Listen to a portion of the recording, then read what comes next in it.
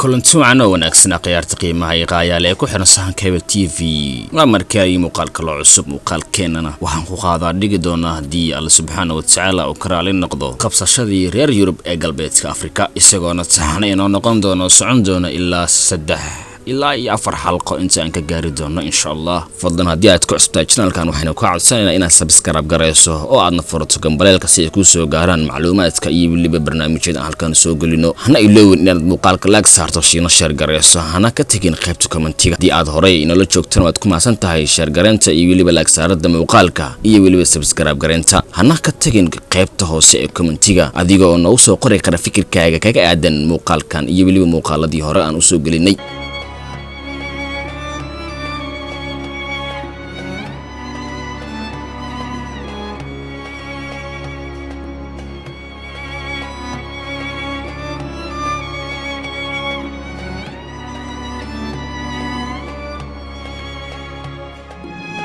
intii u dhaxaysay waayihii hore iyo tan maanta galbeedka Afrika waxay ku baaqday madax banaanedeeda boqortooyinkii muslimiinta ahaa markii gumeystii reer Yurub ee Hunguriga weynaa ay la wareegeen dhulkooda qarnigii 9aad ilaa qarnigii 14aad ee hijriyada una dhiganta qarnigii 15aad ilaa qarnigii 20aad ee miilaadiga si kastaba ha noqotee galbeedka Afrika waxay ogeyd in laba dhaqdhaqaaq oo caan ah ay ka soo ifbaxayeen taariikhda tan hore waa isbedel doonka si dadka loogu bedelo isla markaana loogu cadeeyo diinta islaamka iyo waliba mid jihaadiga ah si loogana saaro duulayaasha dhulka islaamka ku soo duulay iyo tan kale oo ah dhaqdhaqaaqa kalena xoreynta maxalliga ah taasi oo ka tartay jiritaankii dulinimo iyo waliba adoonsiga taasi oo ka codsatay madax banaani shaki kuma jirin in khilaaf ka dhex jiray xoogii qabsaday baaxadda dhibaatada ay kala kulmayaan rubucyadii ugu dambeeyay ee qarnigii 14aad ee miilaadiga ayaa waxaa camiray dagaalo u dhaxeeya quwadihii islaamka iyo waliba dawladihii Yurub ee gumeystaha colaada ka jirta galbeedka Afrika ee u dhaxaysa islaamka iyo Yurub ayaa ah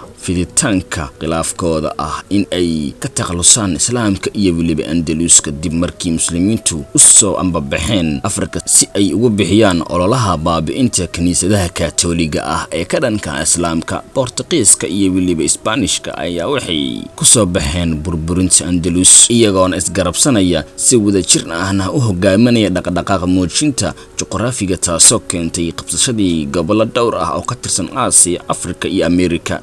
la'aan waxa sii huriyay rabitaanka diimeed ee lagu dagaalamayo islaamka iyo waliba himilada jireed ee lagu xakameynayo jidadka ganacsiga islaamka taariikhyahan Sheikh Cabdurrahmaan Ali Al-Haaji Ilaahay ha u naxariiste ayaa wuxuu yiri weli waxaan u soo bandhigaynaa Portugiiska Maglan iyo waliba Vasco da Gama in ay yihiin aqoon-yahano juqraafiyaqaan ah oo hadii midkood uu maqli lahaa sharaxaada iyo waliba dadka ay ku soo duuleen sida ay yihiin uu qosli lahaa dhalanteedkana waa uu ka kici lahaa maxaa yeelay waxay ogaayeen dagaalyahanadii Siliibiyiinta iyo waliba muslimiintii xilliga jirtay awood ay lahaayeen meel walba oo raadkooda ahna ay burburin jireen Portugiisku wuxuu qabsaday magaalada Morocco sanadka markuu ahaa 1415 kadibna wuxuu u gudbay dhanka koonfur Afrika wuxuuna ka qabsaday Rasdengar iyo waliba Cabo sanadku markuu ahaa 1334 iyo waliba galbeedka Saharaha wuxuuna sii waday ugaarsigii gobolka ilaa waxay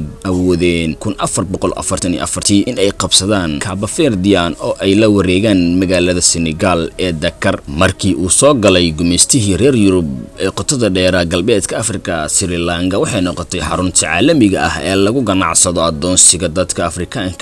halka oo dadka Afrikaanka ah si qasab ah loogu soo kaxeeyay dalkooda hooyo si loo iibiyo ilaa laga geeyo Lisbon ee caasimadda Portugiiska dhiiga bini'aadamku wuxuu socday ilaa 1833 markii la xoojiyay ka ganacsiga adoonsiga sidii ay Sri Lanka u qabsadeen waxay gacantoodu gashay Ghana 1471 halka oo ay qabsadeen hantidii qaaliga ahayd ee dahabka oo ay kaliya ku noqdeen ganacsi oo dhan oo ayna ugu magac dareen Gold Coast xeebihii dahabiga balse hantida noocaasi ah kuma sii jiri lahayn gacanta Portugiiska kaligiis maadaama ay kula tartamayaan Faransiiska Ingiriiska iyo Holland Faransiisku wuxuu ku faafay dhammaan dhulalkii Afrika wuxuuna bilaabay in uu si qoto dheer lah ugu sii socdo qaaradda Afrika bilowgii qarnigii 11aad hijriyada una dhiganta qarnigii 17aad ee miilaadiga isagoo xoojiyay tiirarkii shaqada isla markaana markaana aas-aasay saldhigyadoodii iyo weliba meelahoodii u gaarka ahaa ee saldhigyada sida Santa Lucia, isla markaana la dhisay 1659kii qaybtii hore ee qarnigii 13aad ee miilaadiga. waxaa dhammaaday dhisitaankaas ciidan ee xeryooyinkaas ilaa inta badan qaaradda Afrika xeebaheeda iyo weliba webiyadeeda loo bedelay qabsashadii gumeystihii Faransiiska, Ingiriiska iyo Boortaqiiska, ayna dhaceen hantidii dadkoodiina la adoonsaday lana baabi'iyay xuduudihii, awoodihii iyo weliba ilbaxnimadii. shaki kuma jiro in qalbiyada gumeystaha uu ku jiro xumaan iyo weliba xaqdi aad u xun. nin ka mid ah dadkaas ku soo duulayna wuxuu yiri, waxaan idinkula dagaalamaynaa oo kaliya tuulooyinka, derbiyada